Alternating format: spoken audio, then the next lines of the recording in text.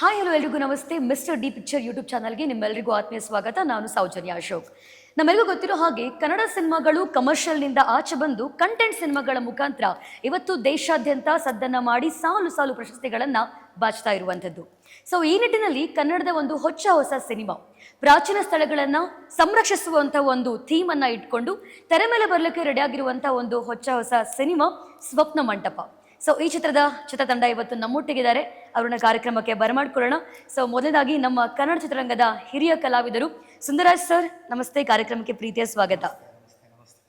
ಹಾಗೆ ನಮ್ಮ ಸ್ವಪ್ನ ಮಂಟಪ ಚಿತ್ರದ ನಿರ್ಮಾಪಕರಾಗಿರುವಂತಹ ಬಾಬು ಸರ್ ನಮ್ಮೊಟ್ಟಿಗಿದ್ದಾರೆ. AM ಬಾಬು ಸರ್, ನಮಸ್ಕಾರ, ಕಾರ್ಯಕ್ರಮಕ್ಕೆ ಪ್ರೀತಿಯ ಸ್ವಾಗತ.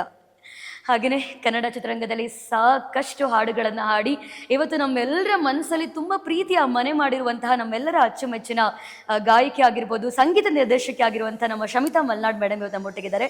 ಬನ್ನಿ ಕಾರ್ಯಕ್ರಮಕ್ಕೆ ಬರಮಾಡ್ಕೊಳ್ಳೋಣ. ಮೇಡಮ್ ನಮಸ್ತೆ, ಕಾರ್ಯಕ್ರಮಕ್ಕೆ ಪ್ರೀತಿಯ ಸ್ವಾಗತ. ಬಹುಶಃ ಎಲ್ಲರೂ ಆರಾಮಾಗಿದ್ದೀರಾ ಅನ್ಕೊಳ್ತೀನಿ. ಓಕೆ, ಬೆಳಗ್ಗೆಯಿಂದ ಕಂಟಿನ್ಯೂಸ್ ಆಗಿ ಇಂಟರ್ವ್ಯೂಸ್ಗಳನ್ನು ಕೊಟ್ಟು ಸ್ವಲ್ಪ ಟಯರ್ಡ್ ಆಗಿದೆ ಅಂತ ಅನ್ಕೊಂಡಿದ್ದೆ ನಾನು. ನಾವು ಬರ್ಗೂರು ಶಿಷ್ಯಂದ್ರು ಖಂಡಿತ ನಮ್ಗೆ ಟಯರ್ಡ್ ಅನ್ನೋದೇ ಇಲ್ಲ. That's a spirit. ಸೊ ಇಷ್ಟು ಎನರ್ಜೆಟಿಕ್ ಆಗಿದ್ದಾರೆ ಅಂದ್ರೆ ಸಿನಿಮಾ ಕೂಡ ಇನ್ನೂ ಎನರ್ಜೆಟಿಕ್ ಆಗಿ ಖಂಡಿತವಾಗ್ಲೂ ಬಂದಿರುತ್ತೆ. ಓಕೆ, ಸೊ ಸುಂದರಾಜ್ ಸರ್ ನನ್ನ ಪಕ್ಕದಲ್ಲೇ ಕುತ್ಕೊಂಡಿದ್ದಾರೆ, ಅವರಿಂದನೇ ಶುರು ಮಾಡಿಬಿಡೋಣ. ಸೊ ಈ ಒಂದು ಸಿನಿಮಾದಲ್ಲಿ ನಿಮ್ಮ ಕ್ಯಾರೆಕ್ಟರ್ನ ಒಂದು 3 words ಅಲ್ಲಿ ಡಿಸ್ಕ್ರೈಬ್ ಮಾಡ್ಬೇಕಂದ್ರೆ ಹೇಗೆ ಹೇಳ್ತೀರಾ sir?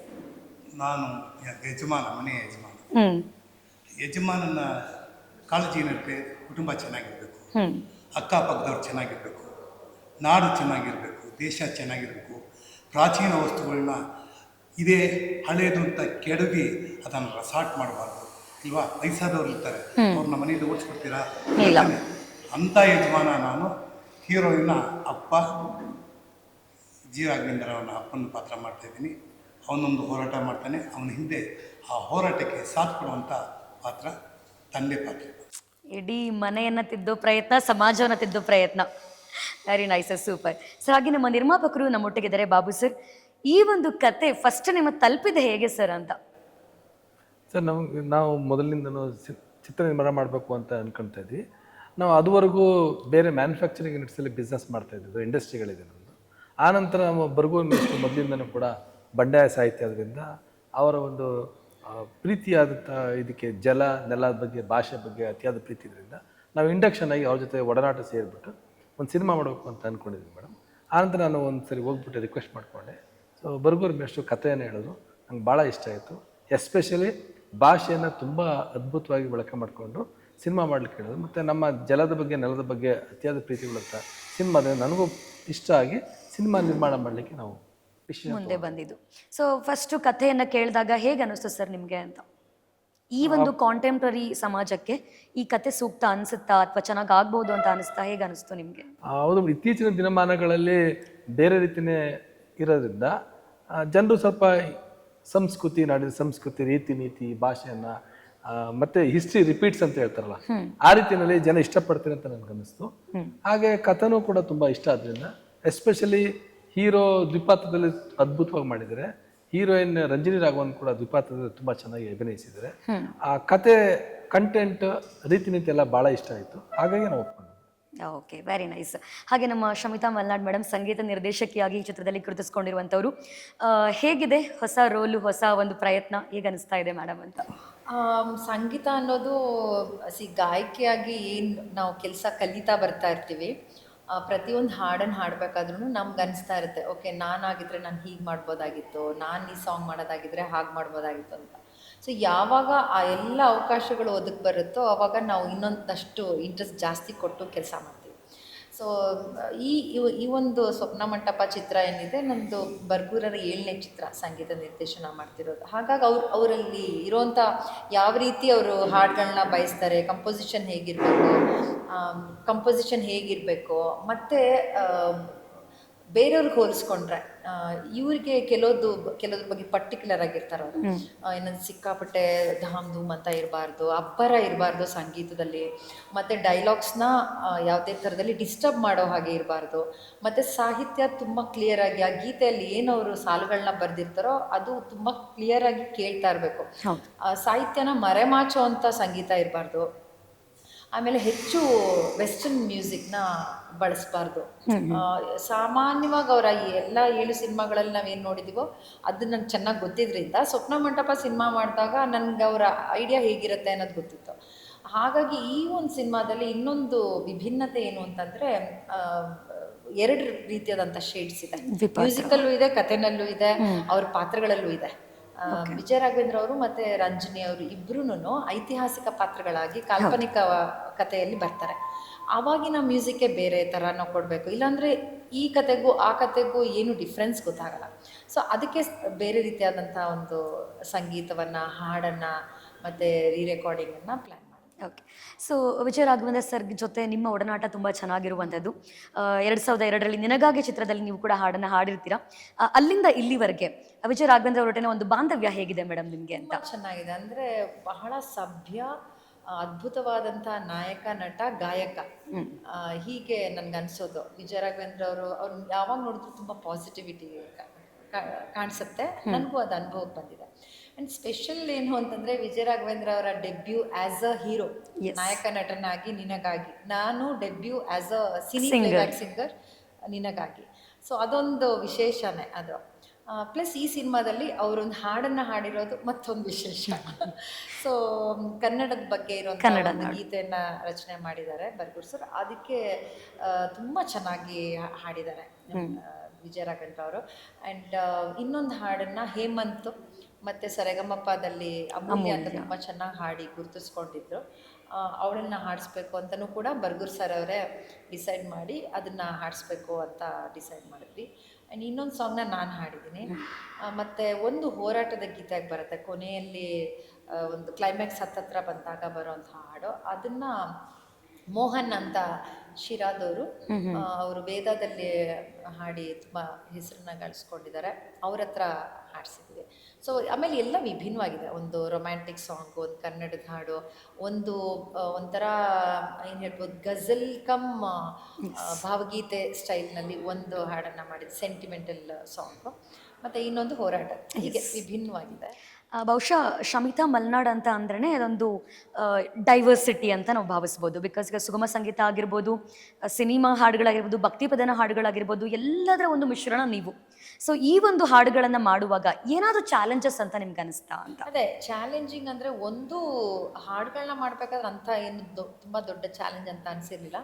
But rerecording of course yes, it was challenging. ಯಾಕೆಂದರೆ 2 ಕಾಲಘಟ್ಟದಲ್ಲಿ ಬರುವಂಥದ್ದನ್ನು ಡಿಫ್ರೆನ್ಷಿಯೇಟ್ ಮಾಡಬೇಕಾಗಿತ್ತು. ಆಮೇಲೆ ನಾವು ಬಳಸೋಂಥ ವಾದ್ಯಗಳನ್ನ ಯೋಚನೆ ಮಾಡಿ ಬಳಸಬೇಕಾಗಿತ್ತು. ಮತ್ತು ಆ ಸಮಯದಲ್ಲಿ ಈಗ ಸ್ಯಾಕ್ಸೋಫೋನ್ ಫಾರ್ ಎಕ್ಸಾಂಪಲ್ ಅನ್ನೋದು ಕೆಲವು ಇರಲಿಲ್ಲ. ಈಗ ಆ ಕಾಲದಲ್ಲಿ ಏನಿತ್ತು, ನಮ್ಮ ಭಾರತೀಯ ವಾದ್ಯಗಳು ಮಾತ್ರ, ಅಂಥದನ್ನೇ ಮಾತ್ರ ನಾವು ಅಲ್ಲಿ ಉಪಯೋಗಿಸ್ಕೊಂಡಿದ್ದೀವಿ. ಮತ್ತು ಸ್ವಲ್ಪ ಈ ಕಥೆನಲ್ಲಿ ಹೆಂಗಿದೆ ಅಂದರೆ ತುಂಬ ಸಸ್ಪೆನ್ಸ್ ಇದೆ. ಸಿನಿಮಾ ಶುರುವಾಗೋದ್ರಿಂದನೇ ಅದು ನಿಮ್ಗೊಂಥರ ಭಯನೂ ಹುಟ್ಟಿಸುತ್ತೆ, ಕ್ಯೂರಿಯಸ್ ಆಗ್ತೀರಾ, ಏನೋ ಇದೆ ಅಂತ ಹುಡುಕಾಟ ಶುರುವಾಗುತ್ತೆ. ಅದು ಮೊದಲನೇ ಸೀನಿಂದನೇ ಶುರುವಾಗುತ್ತೆ. ಓಕೆ, ಮೊದಲನೇ ಸೀನೇ ಬಸ್ಸಿಂದ ಶುರುವಾಗುತ್ತೆ, ಅಲ್ಲಿಂದನೇ ನಿಮಗೆ ಒಂಥರ ಕ್ಯೂರಿಯಾಸಿಟಿ ಇದೆ. ಸೊ ಅದನ್ನು ನಾವು ಮ್ಯೂಸಿಕ್ನಲ್ಲಿ ಆದಷ್ಟು ಹೆಚ್ಚು ಉಪಯೋಗಿಸ್ಕೊಂಡಿದ್ದೀವಿ. ಎಸ್, ಕನ್ನಡದಲ್ಲಿ ನಾವು ಬಹಳ ಅದ್ಭುತವಾಗಿ ಹೇಳ್ತೀವಿ, ಕೆಲವೊಂದ್ಸಲ ಪದಗಳು ಮಾತಾಡೋಕ್ಕಾಗದೇ ಇರೋದನ್ನು ಸಂಗೀತ ಮಾತಾಡುತ್ತೆ ಅಂತ. ಆ ಒಂದು ಗ್ಯಾಪನ್ನು ತುಂಬೋದೇ ಸಂಗೀತ. ಸೊ ಸುಂದರಾಜ್ ಸರ್ ಹಾಗೂ ನಮ್ಮ ನಿರ್ಮಾಪಕರು ಇಬ್ಬರು ಕೇಳಿದಿರ ಮ್ಯೂಸಿಕ್ ಅಂತ ಅನ್ಕೊಳ್ತೀನಿ. ಸೊ ನಿಮ್ಮ ಒಂದು ಒಪಿನಿಯನ್ ಹೇಗೆ ಅನಿಸ್ತು ಸರ್? ಫಸ್ಟು ಕನ್ನಡ ನಾಡಿನ ಹಾಡಾಗಿರ್ಬೋದು ಅಥವಾ ಬೇರೆ ಬೇರೆ ಹಾಡುಗಳನ್ನ ಕೇಳಿದಾಗ ಏನು ಅನಿಸ್ತು ನಿಮಗೆ ಅಂತ? ಕನ್ನಡ ಕಸ್ತೂರಿ ಅಂತಾರೆ. ಕನ್ನಡದಲ್ಲಿ ಬರೀ ಪದಗಳೇ ಚೆನ್ನಾಗಿದೆ ನೋಡಿ. ಈಗ ಯಾರೋ ಒಬ್ರು ಹೇಳ್ತಾ ಇದ್ರು, ಸಂಗೀತ ಕರ್ನಾಟಕ ಸಂಗೀತ ಅಂತಾರೆ. ಕರ್ನಾಟಕ ಹೆಂಗಂದರೆ ಮೊನ್ನೆ ಒಬ್ಬ ಸಿಂಗರ್ ಹೇಳಿದಾಗ, ದಪ್ಪ ನೀ ದಪ್ಪ, ನಿಮ್ಮ ಅಮ್ಮ ದಪ್ಪ ನೋಡಿ, ಇದು ಪದಗಳ ಬಳಕೆ. ಸರಿಗಮ ಪದನಿಸ ಸರಿದಪ್ಪ ಮಗರಿಸ. ಈ ಒಂದು ಇದು ಕನ್ನಡಕ್ಕೆ ಅಕ್ಷರಕ್ಕೆ ಬಹಳ ಸರಿ ಹೊಂದುತ್ತೆ, ಪದಗಳ ಉಚ್ಚಾರಣೆಗೆ. ಮೇಲಾಗಿ ನಾನು ಸಂಗೀತ ಪ್ರಿಯ. ಮೊದಲಿನಿಂದಲೂ ಸಂಗೀತ ಅಂದರೆ ತುಂಬ ಇಷ್ಟ. ಅದು ಹಿಂದಿ ಚಿತ್ರಗೀತೆಗಳಾಗಿರ್ಬೋದು ಅಥವಾ ಕನ್ನಡದ ಚಿತ್ರಗೀತೆಗಳಾಗಿರ್ಬೋದು, ಯಾವುದೇ ಭಾಷೆಯಾಗಿರ್ಬೋದು, ಇಷ್ಟು ಪ್ರಿಯವಾಗಿರುವ ನನಗೆ ಶಮಿತಾ ಮಲ್ನಾಡು ಹಾಡುಗಾರಿಕೆಯೂ ತುಂಬ ಇಷ್ಟ. ತುಂಬ ಚೆನ್ನಾಗಿ ಹಾಡ್ತಾರೆ, ಚೆನ್ನಾಗೂ ಇದ್ದಾರೆ ಅವರು. ಇವರು ಚೆನ್ನಾಗಿರ್ತಾರೆ. ಬಹುಶಃ ನನ್ನ ಸೌಭಾಗ್ಯ ಅಂತ ಅಂದ್ಕೊಂಡಿದ್ದೀನಿ. ಅವರ ಒಂದು ಸಂಗೀತ ನಿರ್ದೇಶನದಲ್ಲಿ ನಾನು ಕೂಡ ಹಾಡಿದ್ದೆ. ನಮ್ಮ ಸೌಭಾಗ್ಯ ಅದು ಸುಂದರ್ ರಾಜ್ ಅವ್ರು ಹಾಡಿರೋದು. ಮುಖ್ಯವಾಗಿ ಈ ನೀವು ಮೊದಲೇ ಹೇಳಿದೆ ಕಂಟೆಂಟ್ ಅನ್ನೋದು ಇವಾಗಿನ ಪದ. ಮೊದಲು ಕಂಟೆಂಟ್ ಇತ್ತು, ಅದನ್ನು ಬಳಸ್ತಾ ಇರಲಿಲ್ಲ. ಕಥಾ ಸಾರಾಂಶ ಅಂತ ಹೇಳ್ತಾ ಇದ್ವಿ, ಅಥವಾ ಚಿತ್ರಕಥೆ ಅಂತ ಹೇಳ್ತಾ ಇದ್ವಿ.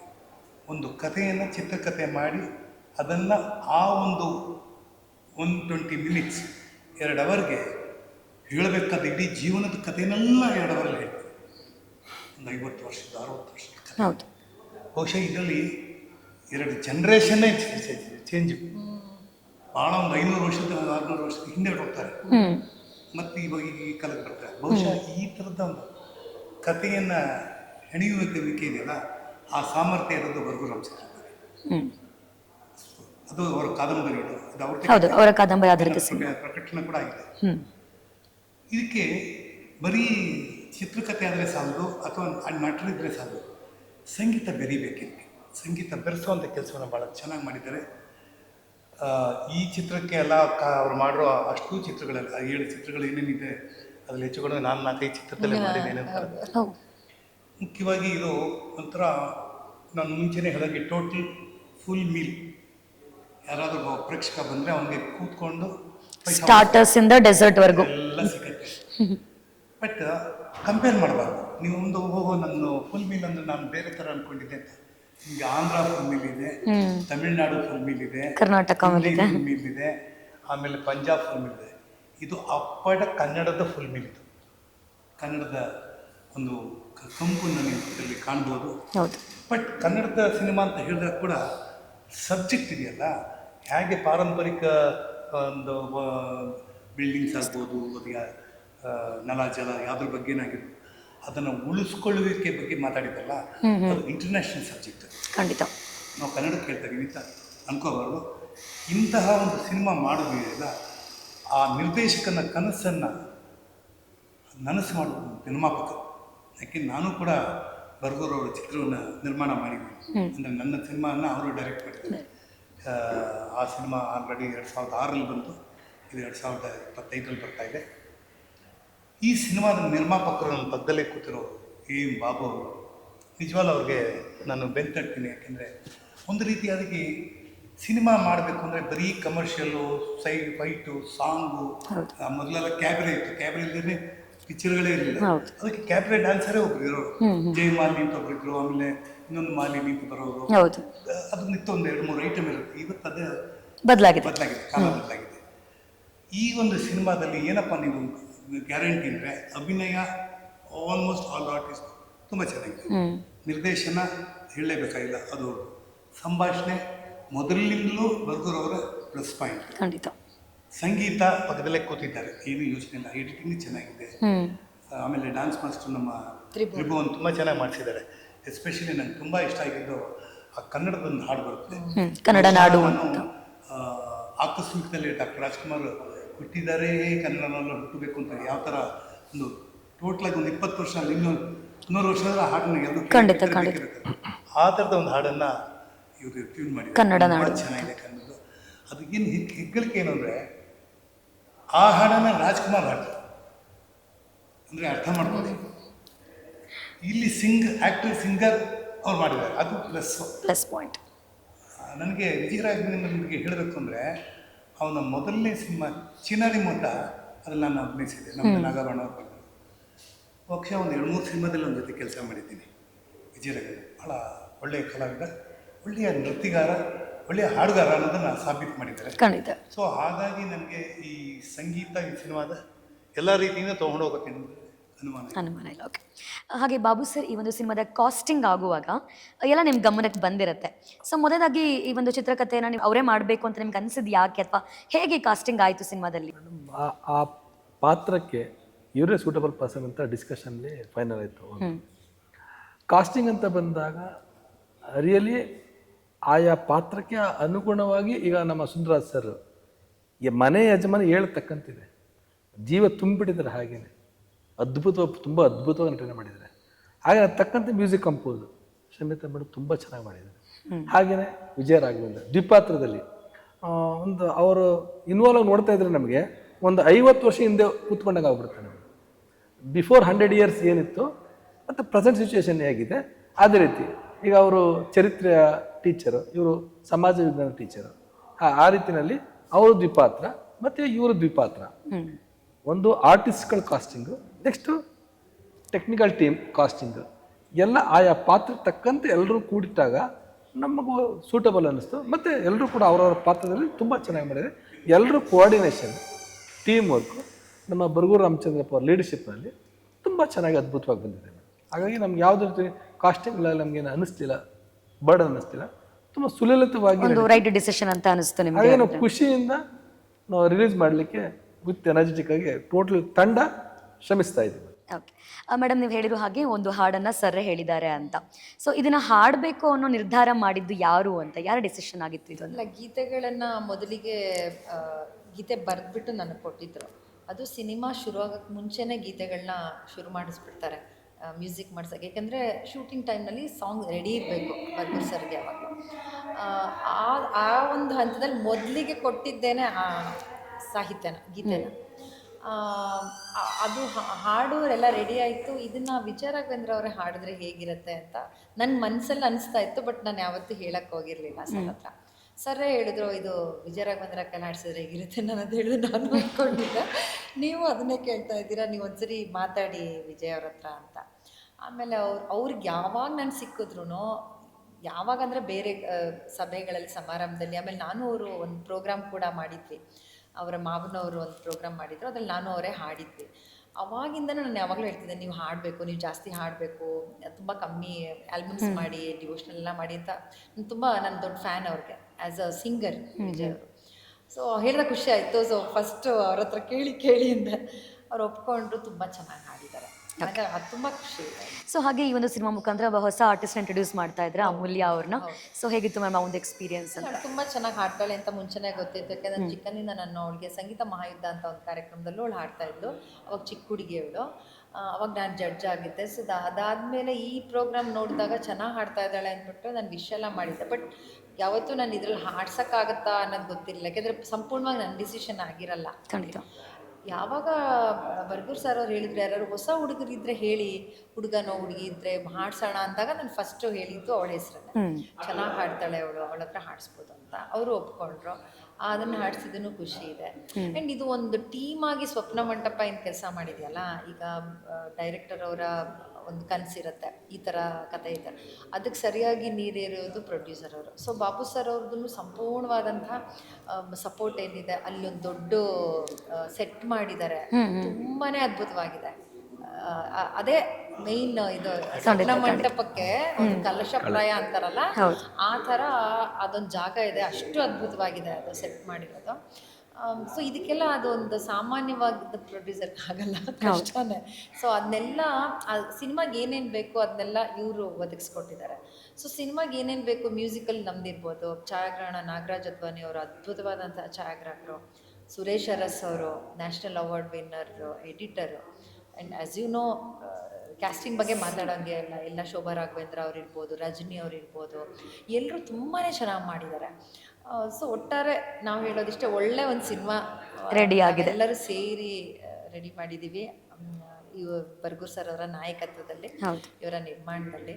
ಸೊ ಜನ ಬಂದ್ಬಿಟ್ಟು ಸಿನಿಮಾ ನೋಡಿ ಆಶೀರ್ವಾದ ಮಾಡಿದ್ರೆ ಅದಕ್ಕಿಂತ ಖುಷಿ ಇನ್ನೇನು ಇಲ್ಲ. ಓಕೆ, ಹೇಗೆ ಒಂದು ಇಂಟರ್ವ್ಯೂನಲ್ಲಿ ನಾವು ನೋಡ್ತಾ ಇದ್ವಿ, ಬರ್ಗೂರು ಸರ್ ಹೇಳಿದರು, ಸಂಬಳಕ್ಕಿಂತ ನಮಗೆ ಸ್ವತಂತ್ರ ಬಹಳ ಮುಖ್ಯ ಕೆಲಸ ಮಾಡುವಾಗ ಅಂತ. ಸೊ ಈಗ ಸುಂದರ್ ಸರ್, ನಿಮ್ಗೆ ಹೇಗೆ ಅನಿಸ್ತು? ತುಂಬ ಸ್ವತಂತ್ರ ಇತ್ತ ನಿಮ್ಮ ಪಾತ್ರಕ್ಕೆ ನೀವೇನೆಲ್ಲ ತಯಾರಿ ಮಾಡ್ಕೊಂಡ್ರಿ ಅಂತ ಒಂದು ಅಪ್ಪನ ರೋಲ್ನ ಪ್ಲೇ ಮಾಡಬೇಕಾದ್ರೆ?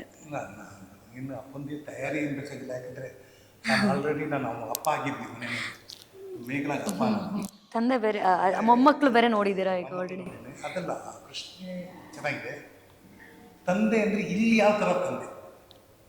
ಒಳ್ಳೆ ತಂದೆನ ಕೇಳ್ತೀನಿ, ಅಥವಾ ದುಷ್ಟ ತಂದೆನ, ಅಥವಾ ಪ್ರೀತಿ ಮಾಡುವಂಥ ತಂದೆನ, ಜವಾಬ್ದಾರಿ ಇರುವಂಥ ತಂದೆನ, ಬೇಜವಾಬ್ದಾರಿ ಇರುವಂಥ ತಂದೆನ, ಈ ಥರದ್ದು ಪಾತ್ರಗಳಿರ್ತದೆ. ಇದೆಲ್ಲ ಒಂದು ಸಪೋರ್ಟಿವ್ ಫಾದರ್, ಮಗನ ಒಂದು ಕೆಲಸಕ್ಕೆ ಸಪೋರ್ಟ್ ಮಾಡುವಂಥ ಫಾದರ್. ಮಧ್ಯದಲ್ಲಿ ಮನೆಯಲ್ಲಿ ತಾಯಿಯಾದವಳು ಇನ್ನೊಂದು ಹೇಳ್ತಾ ಇರ್ತಾರೆ, ಅದು ಹಂಗಾಗ್ತದೆ ಹಿಂಗಾಗ್ತದೆ, ಅದನ್ನು ಸಂಭಾಳಿಸ್ಕೊಂಡು ಆಕೆನ ಕೂಡ ಒಂಥರ ತಮಾಷೆ ಮಾಡಿಕೊಂಡು ಅದನ್ನು ಹೋಗುತ್ತೆ, ಒಂದು ಹಾಸ್ಯ ಕೂಡ ಅಲ್ಲಿ ಮಿಶ್ರಣ ಆಗಿದೆ. ಹ್ಮ್ ಮುಖ್ಯವಾಗಿ ಏನಪ್ಪ ಅಂದರೆ ಬರ್ಗೂರವರ ಸಿನಿಮಾದಲ್ಲಿ ನನಗೆ ಸಿಕ್ಕಂಥ ಪಾತ್ರಗಳೆಲ್ಲ ಅವರು ಮುಂಚೆನೇ ನನ್ನ ಒಂದು ಕಲ್ಪನೆಗೆ ತಂದಿರ್ತಾರೆ, ಹೇಳ್ತಾರೆ ನನಗೆ ಈ ಥರದ್ದು ಪಾತ್ರ ನೀವು ಮಾಡ್ತಾ ಇದ್ದೀರ ಅಂತ ಹೇಳ್ತಾರೆ.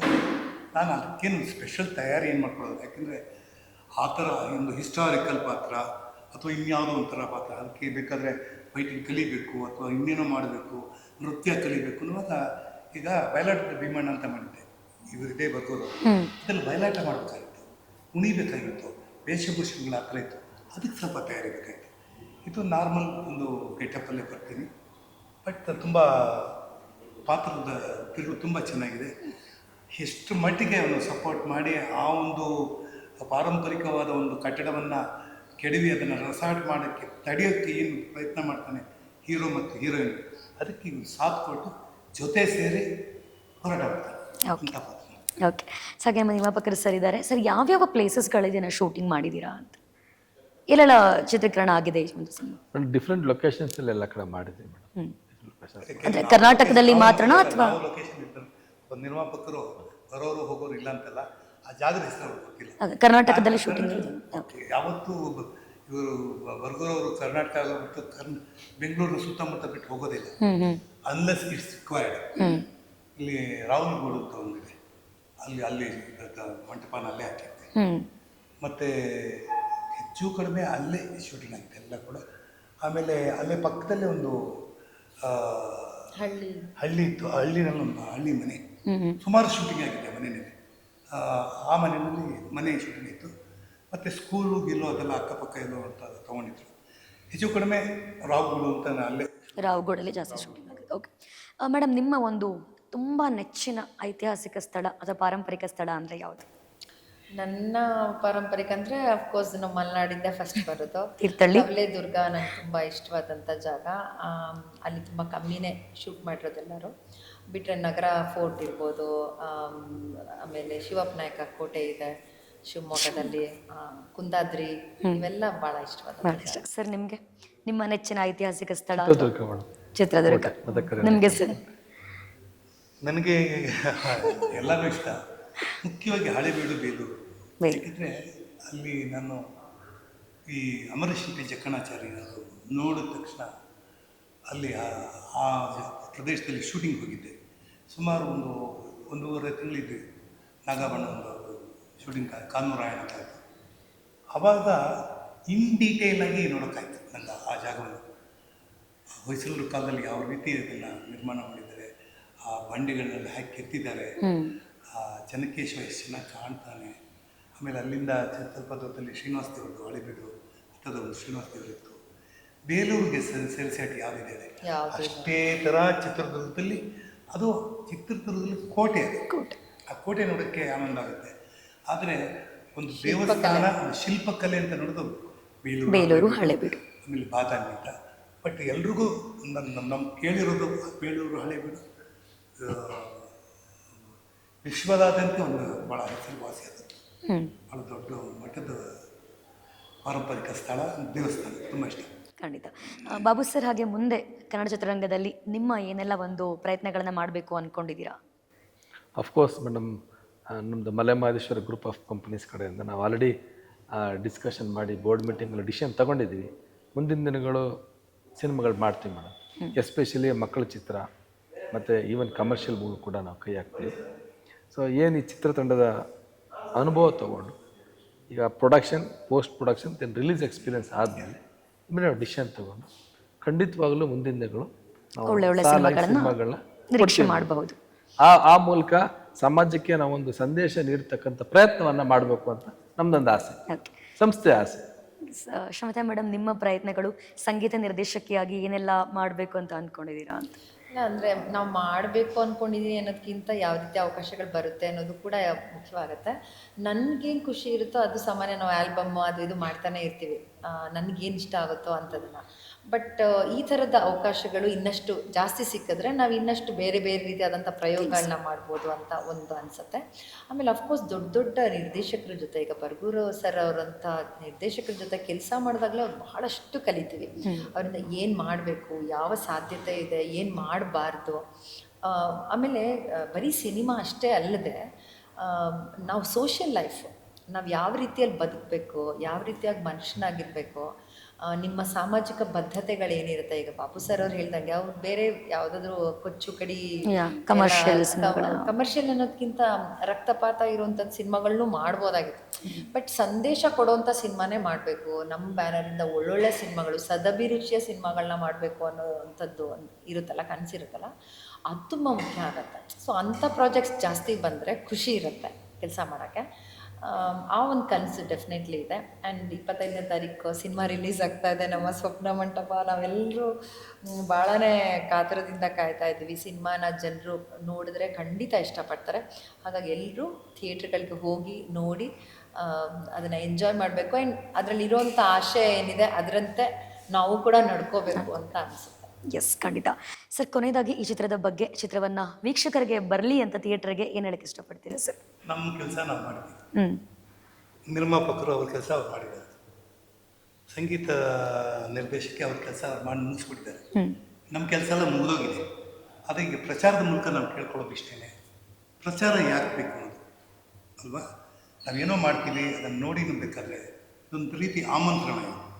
ನಾವು ಒಂಥರ ಆಮಂತ್ರಿಸ್ತಾ ಇದ್ದೀವಿ, ಬನ್ನಿ ನಾವೊಂದು ಒಳ್ಳೆಯ ಸಿನಿಮಾ ಮಾಡಿದ್ದೀವಿ. ಈ ಒಳ್ಳೆಯ ಸಿನಿಮಾ ಮೂಲಕ ಸಮಾಜದ ಅಂಕುಡೊಂಕನ್ನು ತೀಡೋದಕ್ಕೆ ಪ್ರಯತ್ನ ಮಾಡ್ತಾಯಿದ್ದೀವಿ. ಮೇಲಾಗಿ ನಮ್ಮ ನಿರ್ಮಾಪಕರಾದಂಥ ಹೇಮ್ ಬಾಬು ಅವರ ಮೊದಲನೇ ಸಿನಿಮಾ. ಅವರು ಅಷ್ಟು ಕಷ್ಟಪಟ್ಟು ಬಂಡವಾಳ ಹಾಕಿ ಈ ಬಂಡಾಯ ವಿರುದ್ಧ ಹೋರಾಟ ಇರೋ ಮೀಸ್ಟ್ಗೆ ಸಾಥ್ ಕೊಟ್ಟಿದ್ದಾರೆ. ಸೊ ಹಾಗಾಗಿ ನಮ್ಮ ಕೆಲಸ ಏನು ಅಂದರೆ, ಕನ್ನಡದ ಮನಸ್ಸುಗಳು, ಕನ್ನಡದ ಚಿತ್ರ ರಸಿಕರು, ಕನ್ನಡೇತರ ಚಿತ್ರ ರಸಿಕರು ಈ ಸಿನಿಮಾವನ್ನು ನೋಡುವುದರ ಮೂಲಕ ನಮ್ಮ ಆಶಯ ಏನಿದೆ, ಈ ಸಿನಿಮಾದಲ್ಲಿ ಏನು ಪಾರಂಪರಿಕವಾದ ಕಟ್ಟಡಗಳು ಮತ್ತು ಸ್ಥಳಗಳನ್ನ ಉಳಿಸಬೇಕು ಅಂತ ಏನಿದೆ, ಈ ಚಿತ್ರ ನೋಡೋದ್ರ ಮೂಲಕ ನೀವು ನಮ್ಮನ್ನು ಗೆಲ್ಲಿಸಿ, ಹಾಗೆ ಪಾರಂಪರಿಕ ಕಟ್ಟಡಗಳನ್ನ ಮತ್ತು ಸ್ಥಳಗಳನ್ನ ಉಳಿಸಿ ಕನ್ನಡವನ್ನು ಬೆಳೆಸಿ ನಿರಂತರವಾಗಿ ಕನ್ನಡದ ಕೆಲಸವನ್ನು ಮಾಡ್ತಾ ಹೋಗೋಣ ಅಂತ ಎಲ್ರಿಗೂ 25ನೇ ತಾರೀಕಿಗೆ ಚಿತ್ರ ಮಂದಿರಕ್ಕೆ ಆಮಂತ್ರಣ ಕೊಡ್ತಾ ಇದ್ವಿ. ಬನ್ನಿ, ಚಿತ್ರವನ್ನು ನೋಡಿ ಆನಂದಿಸಿ, ನಮ್ಮನ್ನು ಗೆಲ್ಲಿಸಿ. ಖಂಡಿತ.